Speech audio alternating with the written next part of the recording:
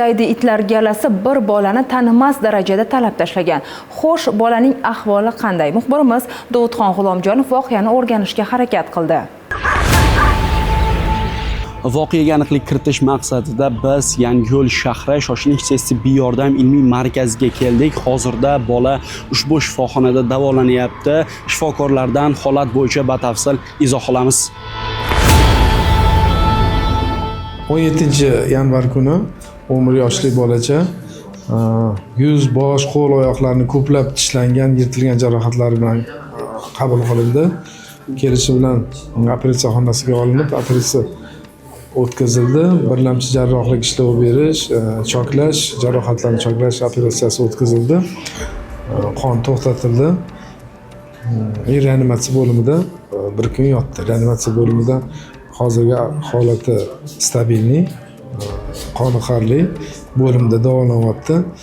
Kerakli muolajalar o'tkazilyapti. Jarohatlarni bog'lash ham psixologik yordam ko'rsatiladi. Keyingi etapi Toshkentda plastik xirurgiya operatsiyalari o'tkaziladi. Mana shu it tishlagan jarayonda qandaydir yuqumli kasalliklar, o'sha hayvonlarda bor kasalliklar bolaga yuqmaganmi? Bunaqa holat aniqlanmadimi? Shu yuqish holatlarini oldini olish uchun vaksina qilinadi. Quturishga qarshi vaksina hamda qo'qshonga qarshi vaksinasi o'tkaziladi. Kuni kecha farzandim o'qishga ketayotgan vaqtida daydi itlar galasiga uchrab qoldi va itlar farzandimni talab tashladi. Tanasining turli xil joylaridan og'ir turdagi tan jarohatlarini olgan deydi bolaning otasi. Qo'shimchasi bor 11 yilda shu ko'chaga chiqib ketayotganda shu zinani ustiga chiqib it yoshlangan. Tashlangandan keyin shu yo'lda haydagandan keyin oyog'idan tishlab, sudrab, qo'llarini tishlab, yuzini tishlab, burunlarini tishlab. Shunday qilgan. Keyin yonimizga qo'shnimiz chiqib olib ko'tarib uyga olib ketdi-da. Ushbu holat ijtimoiy tarmoqlarda tarqalib ko'plab muhokamalarga sabab bo'lganidan so'ng Yangiyo'l shahri obodonlashtirish boshqarmasi xodimlari tomonidan zudlik bilan hududlardagi daydi itlarni ushlash ishlari amalga oshirilgan.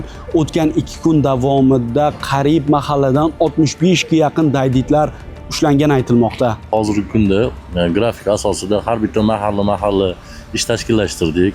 Undan tashqari biz hozirgi kunda kechagi voqeadan keyin Yangiyo'l shaharga bir necha tumanlardan hasharga chaqirdik.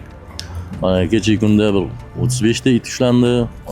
Hozirgi kunda bir 30 dan oshiqroq bugungi kunda ushlandi. Bu Yangiyo'l shahrida it ko'pligi sababli bizda hozirgi kunda bu itlarni topshiradigan periodimiz yo'qligi sababli bizda obodonlashtirishda saqlanadi qanchadir muddat. O'shani hisoblagan bu Yangiyo'lda haqiqatan itlar ko'p.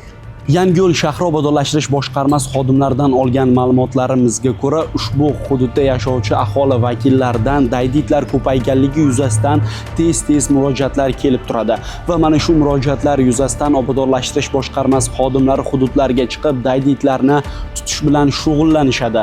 Bugungi kunda Yangiyo'l shahrida daydi itlar soni juda ham ko'payganligi ta'kidlandi. Tez kunlarda mana shu hududdagi barcha daydi itlar ushlanib maxsus joylarga topshirilishi aytib o'tildi. Dovudxon G'ulomjonov, Nodir Rustamov, Ovozda informatsion dastur uchun.